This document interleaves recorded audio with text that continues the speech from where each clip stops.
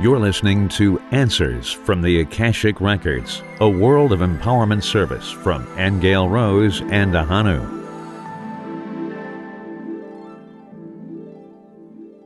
Welcome, everybody, to our third session of Answers from the Akashic Records, our new project in the new year. And as usual, Ahonu sits there and says, welcome, everybody, and with me is my lovely Aingeal Rose. And this week I'm saying, welcome, everybody, and with me is my sexy, handsome Ahonu.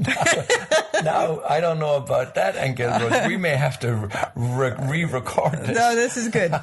Okay, so last week, and we did have wonderful feedback from you listeners. You were giving us wonderful thoughts about what you were hearing and how it helped you, and it gave you food for thought. Because last week, if you remember, we talked about why so many celebrities had died in 2016, and then we went into talking about the planet Nibiru and its imminent pass-by of the Earth. Okay, so from there, we wanted to go into what was discussed next in that first Akashic Record group session this year, and that was someone asking the question on what makes people murderous. What makes the human being have evil tendencies or commit murder? Okay.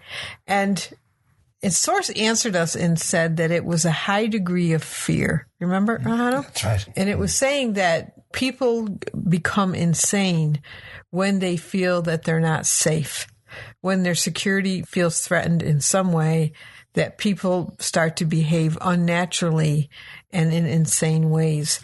I went on to talk about the world right now, for example. We're watching a lot of insanity happen. We're watching a lot of murder. We're watching people get vicious, take sides, do things against each other. You know, if you look on Facebook right now, for example, all you're seeing is why Trump shouldn't be president and how stuff against Trump or stuff against or for people who are against the people who are for Trump, or we're just seeing this all over the place. People taking sides, people mudslinging. Yes. Okay, yeah. I mean, it's disgusting, really. Yes. Okay. Now, you did say last week, though, just to reflect back, you did say that the natural human is cooperative and harmonious. Right. And so what we're seeing is the very opposite of that. We're seeing this dichotomy, aren't we? We're seeing the insanity. Division. Yes. The fear insanity is what we're watching because people feel threatened. Okay, they're worried about their safety. Okay, so, but to lead on, and you're absolutely right, because Source went on to explain that the natural human is a loving being and a cooperative being. Okay, and when the human is not behaving that way, it's gone insane. And I even remember one time Source had said something about sickness. It said that sickness happened when your mind was distorted. Okay, that sickness can't happen if you're a normal human. If you're a loving human, a cooperative human, sickness wouldn't be present. Okay, or when you have a negative thought. Source also said that that's an indication that the mind has gone sick. Right. Okay, if you have negative thoughts, it's connected to sickness. Because when you feel well, when a human feels well, it is naturally loving. It naturally has positive thoughts. Okay, so we were curious about this whole subject of murder because we're seeing so much of it now. And indeed, we've seen it throughout history. I mean, barbaric things we've watched. And we wondered where that came from, you know? If the normal human is loving and cooperative, where did this distortion happen? And Source did talk to us about ancient times, very ancient times, where in the universe there are other races of beings that are very warlike in the way they're made, not by Source, but in the way they've been bred, let's just say. And this planet's been invaded quite a bit from negative warlike races. And so it kind of started back then. But it wanted to make it clear, though, that innately, in the core of the human, they were created as loving, cooperative beings. Yes, yes. Now, this conversation last week it just began to touch on the fact that there were negative imprints in the land. Do you remember? I remember. Somebody asked that question. And we ourselves, in traveling throughout Europe and the United States, collecting our sacred earth waters, have found that various places indeed do have these negative imprints in the land. Some places have positive imprints, of course. But the imprint can actually lead to or accentuate those feelings of fear. They can. And in what we had discovered, being led by Spirit to make water tinctures of various places around Ireland, Scotland, and England a couple of years back, was that places that had a lot of trauma or a lot of battle, if you made a water out of that place, you'd actually have a vision of the scene of what happened then, okay? Whether it was sorrow, whether it was battle, okay? And, Source was saying that, yes, these imprints, these events stay in the soil, in the energetics of the soil. So, this is why sometimes people don't feel good in certain places. This is why they may all of a sudden have tremendous fear going to a place, or they may have sorrow, or they may even live in a house that was built on land where something could have happened there in the past before the house was built. Something could have indeed happened in the house, okay, that was traumatic, and that home or that land will still carry that imprint. And the people suddenly who move in, they get sick, or they have the experience of hauntings. All of that is because the imprints are still there and they haven't been cleared. Okay. And clearing really has to do with forgiveness, but that's we'll deal with that in another time. In fact, we have spoken quite a bit about forgiveness in the past, but it leads us very nicely into something that I want to speak about now, and that is love. And I did mention at the outset that we were going to move from fear to love. And as always, we like to come up with what we call practical spirituality in a changing world. In other words, even though we speak about these polarities and we speak about fear and we speak about love, we always like to have little solutions or little things that people can do or little experiences that people can have, whether it's a meditation or whether it's a quantum jump or whatever it might be, but something so that people will know that there are little ways that you can move away from this fear. There are practical things you can do, even though you might be in a location where, for example, there may be a battle imprint in the land, or there may be some other outside influence and you're under its effect, but you can still do things to clear that. Now, one of the things you may hear in my voice, a little tickle in my throat. You're still froggy. I'm still a little froggy, and the reason is because I'm coming out the other end of the flu. But during the week, I woke up having had what I would prefer to call a vision, actually, as opposed to a dream, because it was that clear and it was that meaningful and it was that powerful that it was a vision. And the vision was all about living in a kind of I got to look into the future, actually, in a sense that it was a vision of paradise earth. It was a vision of a love-based society. It was business being done out of love in a whole different way than what we're familiar with now. And it was very beautiful. And I'd like to play that for you because it's very important for us to understand that even though for me it was an experience of a vision, it came across as being very achievable, Aingeal Rose. Very, very achievable. Well, it was the truth, Ahonu. You had an experience of the truth. Yes. And I just want to comment before you play the recording, because when you mentioned you were going to play it for our listeners, that you were telling me about it and you were recording it so you wouldn't forget it. You know how you forget a dream really fast? Yeah. But I'm going to play it in its original ad. Yes. So do please, I apologize in advance for the way my voice sounds. And also I wasn't expecting actually to broadcast it, so it's me in my core essence, in my sickness. In your sickness. But you make a good point though, because I do need to tell our listeners that you did have a very high fever okay, when you had this. Right. But, medical science would probably say, well, you were hallucinating. Yes. But I don't see it that way. I think that sometimes when you have really high fevers, something happens to the brain chemically where you can access higher states of consciousness. And I think that's what was happening to you. Makes sense. So have a listen and we'll come back. It's only 3 or 4 minutes. We'll be right back after this. I had a vision last night of the future economy that didn't use money as we know it now. And it didn't even use that skill system of trading or bartering because it was completely based on love.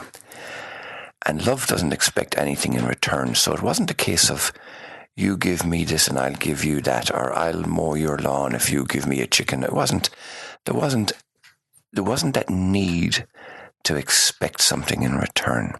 And that was the key to the whole thing, because it was based purely on the abundance of everything. It was based on a love. And I kept getting the vision of a mother and a child. And even if a child is ugly, let's say, just for want of a way of describing something, it doesn't diminish the mother's love for the child whatsoever. It's still all-encompassing, unconditional. And that was the basis of the new economy that I saw, that people did things for each other because they loved them, because there was an abundance of life and there was no expectation of anything in return. And the days of paying back or paying back loans or paying interest or mortgages, the debt loan or the DEBT,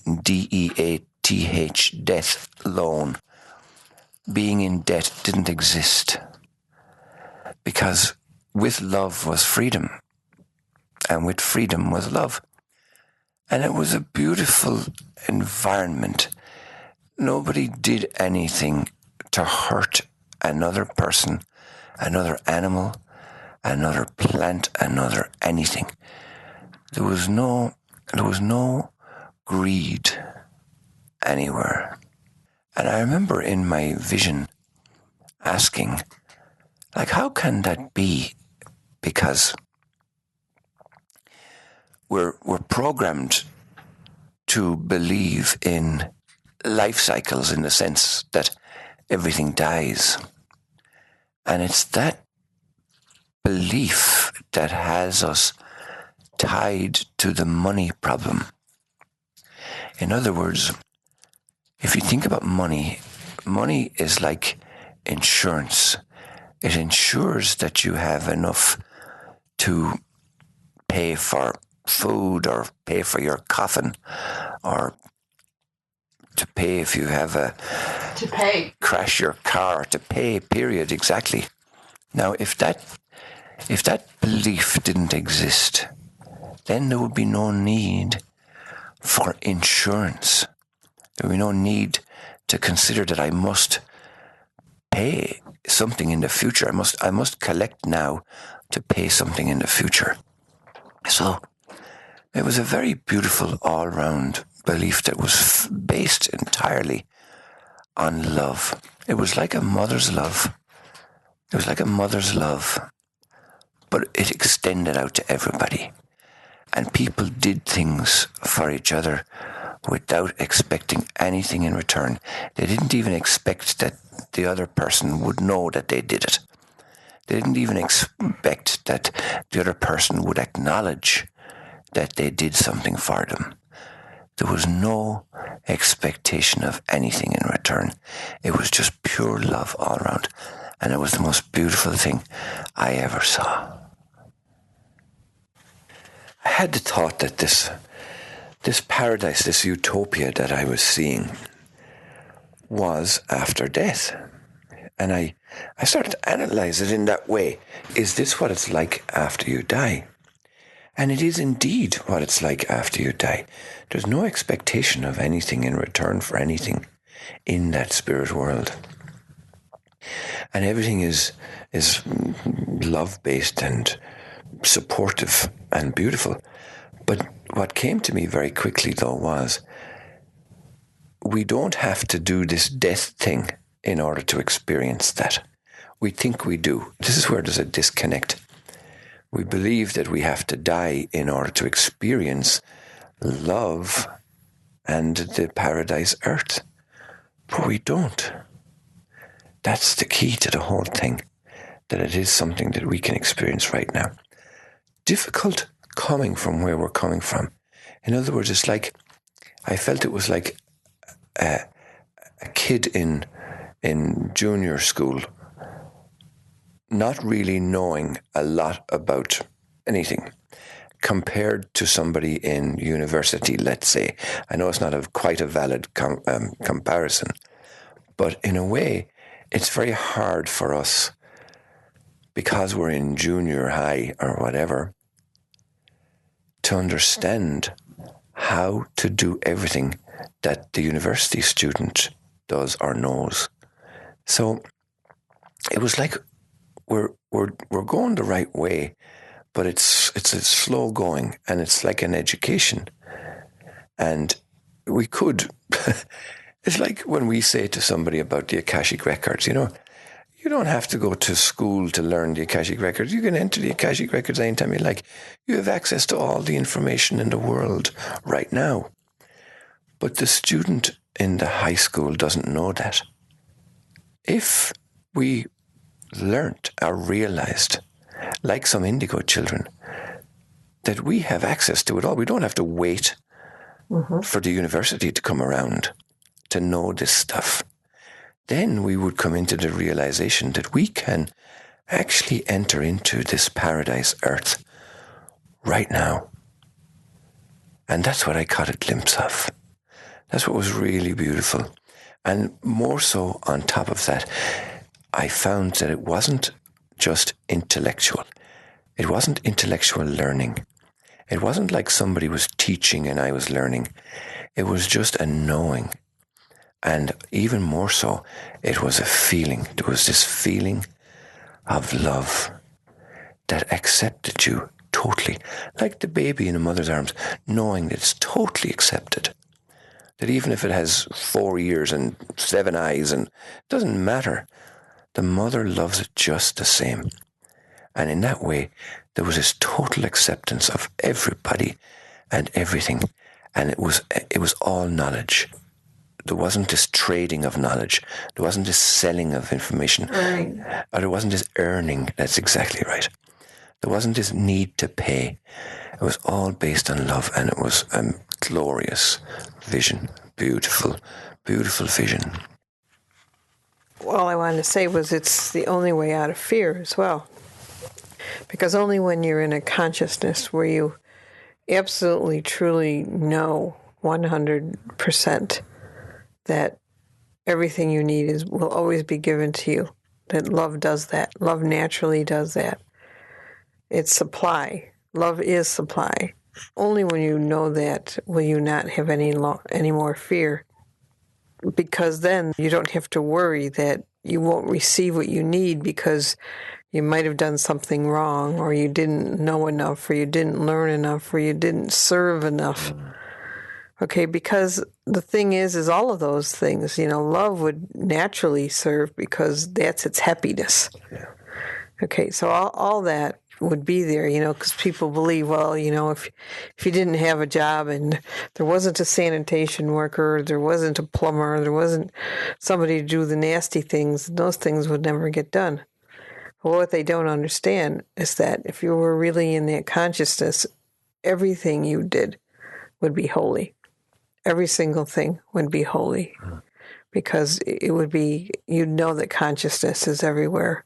And everything is alive, and love is everywhere, so it wouldn't matter. Yeah, that is the only way you can stop death. And death in all its forms, plane crashes that I worry about, or accidents, or any kind of sickness or destruction. The only way you can stop it is to have a paradigm where things are based on love. And that's how it would work, because everybody's needs would be fulfilled. It wouldn't matter what kind of product you were receiving or what kind of food you needed or service or anything. All of it would naturally come to you because it would show up for you, because that's the way it works. But it's like everyone has to be in that. So this other paradigm that we're in, where everyone has to pay and there's interest on whatever you get. Someone has an interest in whatever they give you. They have to get something back and then some. That whole idea that you're not given anything unless you earn it. And who determines what makes you worthy? And that sort of a system where you have to be made good enough to receive, that entire system is really what evil is. It's what sickness is. That is the death consciousness. One of the interesting things that came out of this vision last night was that I have a sore throat, as you may hear from my voice. And I was in this mental debate with myself that said, well, you don't belong to this new paradigm, because if you were in love, then you won't be sick. So you're sick, so therefore you mustn't be in this love paradigm. And I found this mental game of gymnastics going over and back that was very descriptive of the old paradigm, that you suffer in order to get into it, that you must suffer first. Or that there's this cleansing going on. We hear this cleansing everywhere. You listen to any of the New Age people speak, and Aingeal Rose indeed speaks about a cleansing. And I think that at the level of the consciousness where it's at right now, there is that perception that this is a form of punishment, or that it's necessary to go through this in order to come out the other side. And this is what I found was really interesting, because my throat is sore, and yet my mind was in a place of pure love. And I'm saying, how can one sustain the other? And I found that in every cell of our bodies is ingrained the old paradigm so deeply that we have to use the past, present, and future of linear time in order for us to move into it. Now, it's not necessary. It's a perception of ours. It's like the example I used earlier, that the high school student can just, at the flick of a switch, as it were, can know as much as the university student.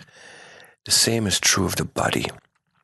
We believe that because we're in linear time, we must process this stuff. We must suffer through it. We must learn. We must punish. We must go through a cleansing. And I say no, that time is coming fast to an end. And that the more, in my case, the more I realize the truth of this, the more the sore throats would disappear. The more sickness all over the world would disappear. Because you really can't have sickness in a world of love. There is no place for illness when there is only love. Yeah, so the purification that I talk about is not a punishment. It's the realization that in our minds and our consciousness, we believe in all this other stuff we've been talking about. We believe we have to earn. We believe there's something wrong with us. And it's that shift in mind that has to happen. That's the cleansing that I'm talking about.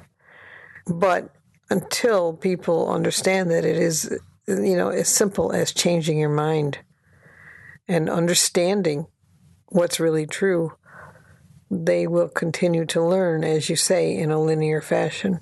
So what really has to be purified out is the whole belief that we have to earn love, That's really what it is.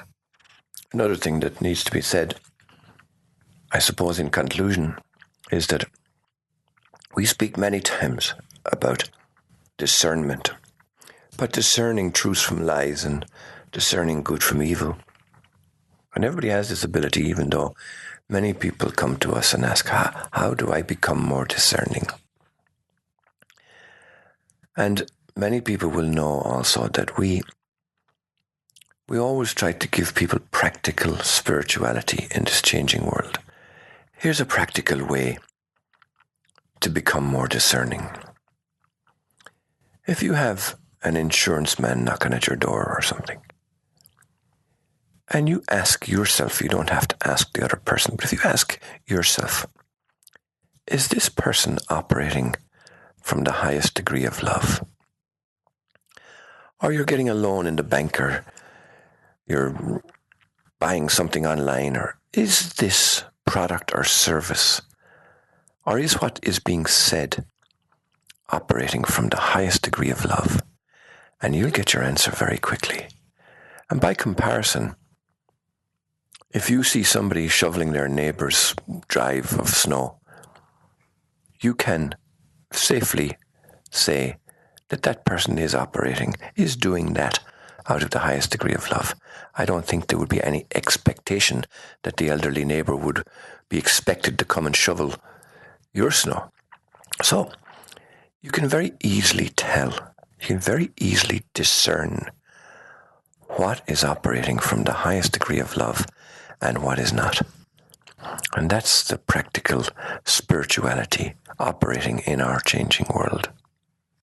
Well, everybody, that was quite a remarkable experience. And I'm going to call it an experience and not a vision, Ahonu, because it did affect you in a way where it was a realization. You know, when we're on a spiritual path and everybody wants a realization of truth. Yes. That was one for you. You are right, because a vision in that way is something that you see, whereas that was an experience. I was having an experience of being in it. Right, and knowing. And this is the thing. Coming back to our topic today, when we started out by asking Source about what makes people evil and murderous, and how Source took so much time to make a distinction and to say that the natural human is not like that. It only becomes insane when it's threatened.